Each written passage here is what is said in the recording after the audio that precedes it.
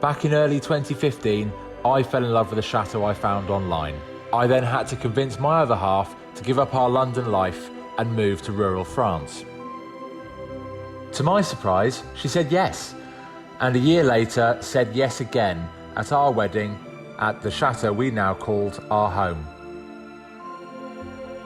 It's just us two and our husky Lightning, and now of course a few animals who seem to have joined us along the way.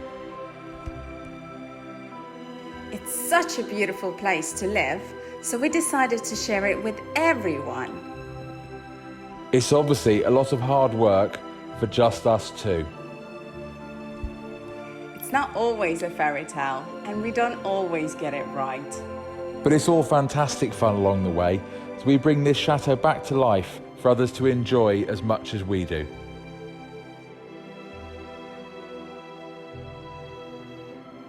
Follow us, Angelina and Phil, along with the highs and lows of our chateau life.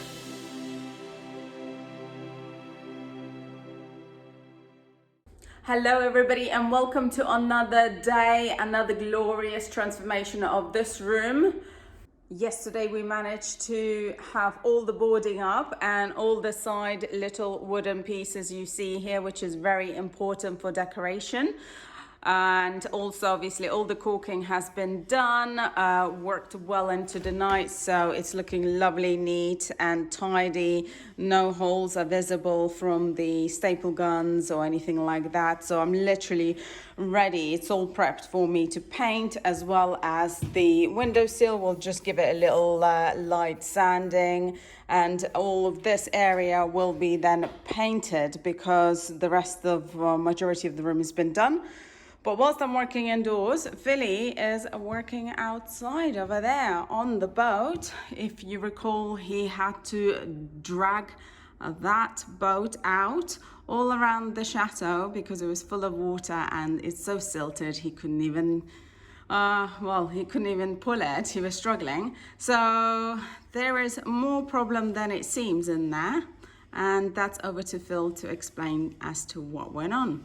Right, well, it's easy to say, quite a lot doesn't go to plan here, and especially when you've had stuff lying around for a couple of years and you haven't used it, like that boat trailer. I'll show you my slight issue today. Yeah, that's not really the right angle for a trailer wheel, is it? So that needs fixing before I can do any more here. Great. Oh, I left the boat and the trailer on that angled bank, still connected to the car, because the last of the water could drain out, and essentially part of the axle of the trailer, which must have been very rotten, has snapped. I mean, it's not a road going trailer, it's just to move it around here. So, you know, it's not something that gets inspected all the time. But now I'm gonna have to try to lift it where it is, re-weld it all, and then move it all again. Could have done without that job today, but hey ho, gotta be done. So that's what's happened here. Really simply, this is rotten and snapped. So that's the first jack. We've got that sort of up. Now to keep on lifting, get it secured, and then get this lot welded up. The most difficult bit about this particular job is trying to get it all high enough, safely enough, that you can move stuff around, because it's not an even surface.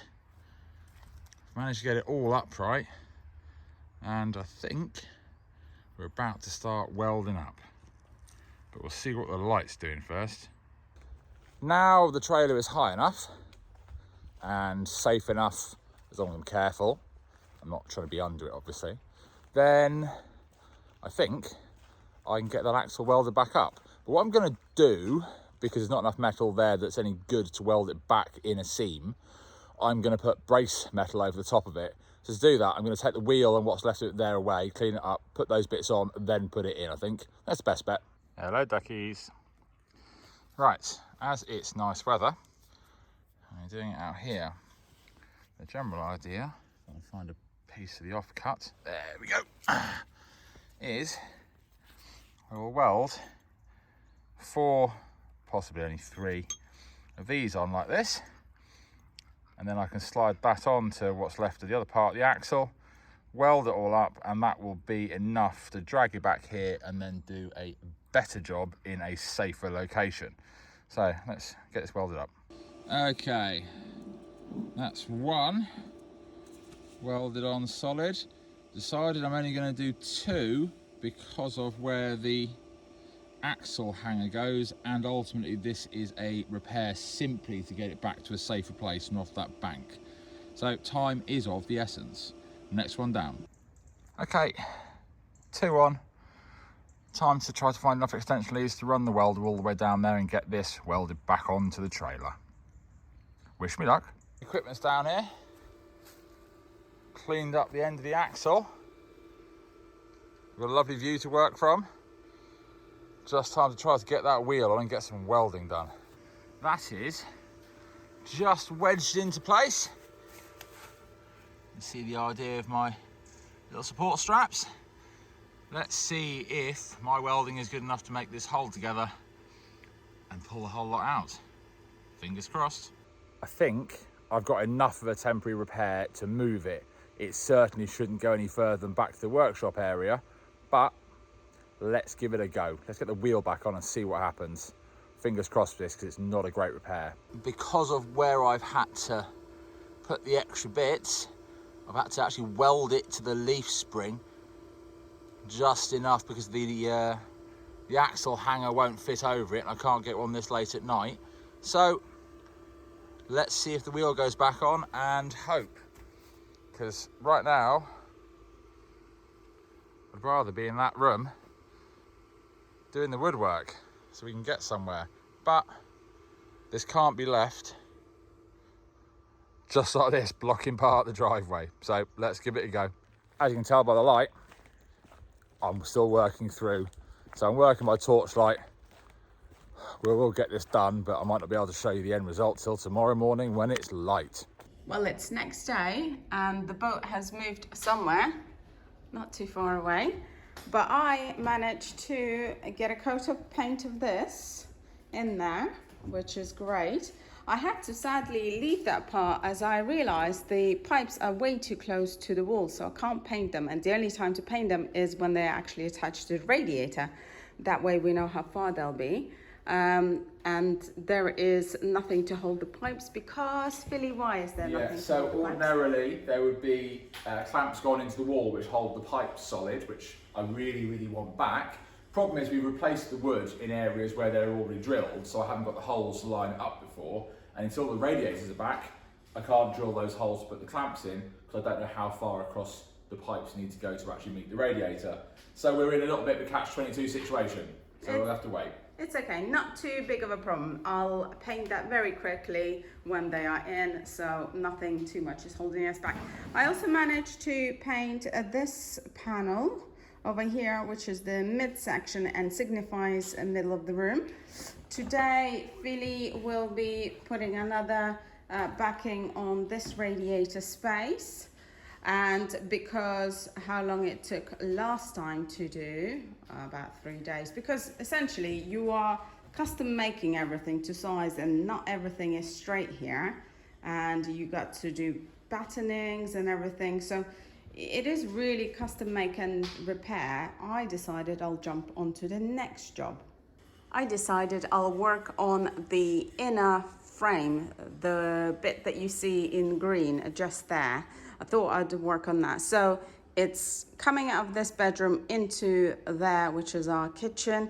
And given that I was already working on that corner over there, it makes sense to start working on this because this progress will be very quick. I just need to sand and caulk a little bit, and in these frame pieces we discovered, as you've seen in previous episode if you watched, this was all gold. So once we were sanding this back, we noticed some gilding in there. So our idea is to paint this white and do some gilding gold on this. So that's what I'll be doing, and this will keep me busy until Phil has completed the frame just behind me where the radiators will be.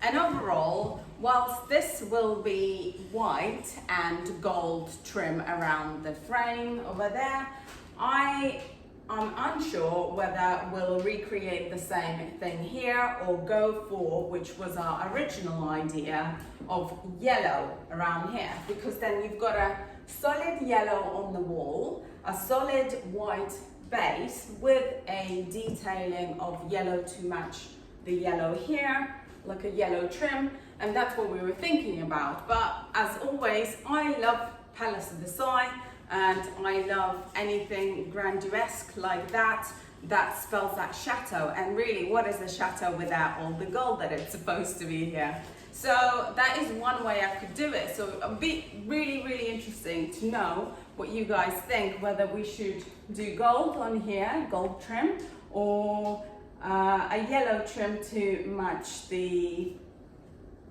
yellow on the walls, because you could maybe go a bit too gold, I don't know. But I think once I've complete this, we'll be able to see what it sort of looks like partially, and maybe we'll have a better idea. But let me know so far, because obviously we have to plan things in advance, we have to think and kind of foresee any issues in our project. So it'll be really, really interesting to know what you guys think. But yeah, so this hopefully isn't gonna take me too long, because it's just 2 coats of paint, and then we'll get on to the fun part of gilding. And by that time, hopefully Phil would have finished with the radiator backing, and I can then finalize on that room, because it's literally that corner of that room there. All of this wall has been done, all around has been done, and now I'm just literally waiting for that bit. But everything in restoration, not from scratch new, everything in restoration takes a while to do. So yeah, I'm gonna get on with that change and do some work.